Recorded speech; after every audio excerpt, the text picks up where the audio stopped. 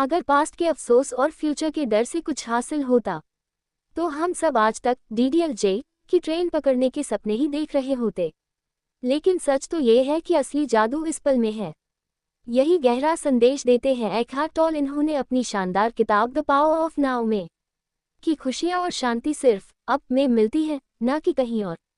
Hello दोस्तों, मैं समरीवाली आप सभी का दिल से स्वागत करती हूँ। आज हम सीखेंगे कि कैसे माइंड के पुराने रिकॉर्ड को बंद करके आपके संगीत पर नाचना है, बिल्कुल वैसे जैसे जिंदगी ना मिलेगी दोबारा में लड़के स्कूबा डाइविंग के बाद समझते हैं कि असली जिंदगी हर सांस में है। लेखक की पहली सोच, माइंड है आपका असली एक विलन। टॉल कहते हैं हमारा माइंड या तो पास्ट की गलतियों में उलझा रहता है या फ्यूचर के डर में दौड़ता है। अब सोचिए, अगर कभी खुशी कभी गम में शाहरुख खान बस पुरानी बातें सोचता रहता तो वो कभी लंदन से इंडिया लौटता ही नहीं। वैसे ही अगर आप प्रेजेंट में नहीं जिएंगे तो लाइफ की असली मूवी मिस कर देंगे। लेखक की दूसरी सोच, पेन बॉडी यानी दिमाग का पुराना जख्मी बैग। टॉल बताते हैं हमारे अंदर एक पेन बॉडी होता है, पुराने दर्द और नेगेटिव इमोशंस का बोझ जो मौका मिलते ही एक्टिव हो जाता है। जैसे कल हो ना हो में सैफ अली खान बार बार रोता है कि मैं तो कुछ भी नहीं कर सकता। वैसे ही पेन बॉडी आपको बार बार खुद को बेकार महसूस कराती है। इसका इलाज, प्रेजेंट में रहो, जख्मों को मत कुरेदो। लेखक की तीसरी सोच, आपका पल ही असली जीवन है।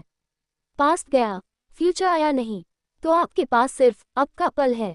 जैसे लगान में भुवन ने बारिश की फिक्र नहीं की, बस प्रेजेंट मोमेंट में अंग्रेजों से भिड़ गया और इतिहास बना डाला। वैसे ही अपना गेम प्रेजेंट में खेलो, फिक्र नहीं। लेखक की चौथी सोच, कॉन्शियसनेस बनो, माइंड नहीं।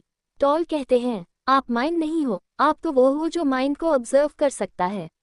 अब सोचिए, जैसे PK में आमिर खान हर चीज को नए नजरिए से देखता है, वैसे ही आपको भी अपनी थॉट्स को बाहर से देखना है। जैसे कोई फिल्म देख रहा हो पर उसमें खुद उलझना नहीं। ब्रेक टाइम दोस्तों, अगर अब तक आपको ये समरी एक ताजगी भरी हवा का झोंका लग रही है तो जल्दी से लाइक करिए, सब्सक्राइब करिए और उन दोस्तों को भेजिए जो हर छोटी बात पर कबीर सिंह मोड में चले जाते हैं। अब सोचिए, आप अपनी लाइफ में कब फालतू सोच को पकड़कर बैठ गए थे? नीचे कमेंट करिए। चलिए बढ़ते हैं आगे। लेखक की पांचवी सोच, सरेंडर का मतलब हारना नहीं, आज़ादी पाना है। लाइफ से लड़ते रहने के बजाय जब आप इस पल को एक्सेप्ट कर लेते हैं तो इनर पीस खुद आपके पास आ जाती है। जैसे रॉकस्टार में रणबीर कपूर जब दिल से सिंगिंग को अपनाता है तो उसका दर्द भी उसकी ताकत बन जाता है। वैसे ही मोमेंट को एक्सेप्ट करना, खुद को फ्री करना है। लेखक की छठी सोच, रिलेशनशिप्स को प्रेजेंट में जियो। टॉल बताते हैं रिश्ते अक्सर पास्ट के झगड़े या फ्यूचर की उम्मीदों से बिगड़ते हैं। अब सोचिए, ये जवानी है दीवानी में अगर नैना और बंटी पुराने झगड़ों को पकड़कर बैठते तो कभी नई यादें नहीं बना पाते।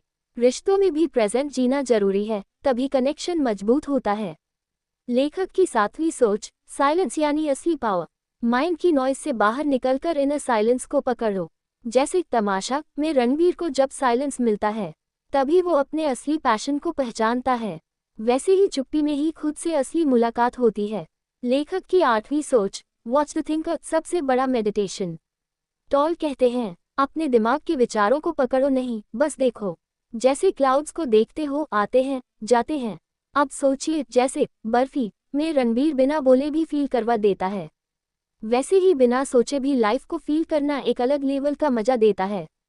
तारांकन तो दोस्तों, द पावर ऑफ नाउ हमें सिखाती है कि माइंड के पास्ट फ्यूचर गेम्स से बाहर निकलो, हर पल को दिल से जियो, रिश्तों को आज में सेलिब्रेट करो, साइलेंस में खुद से दोस्ती करो और जिंदगी को आज अभी इसी पल फुली फील करो।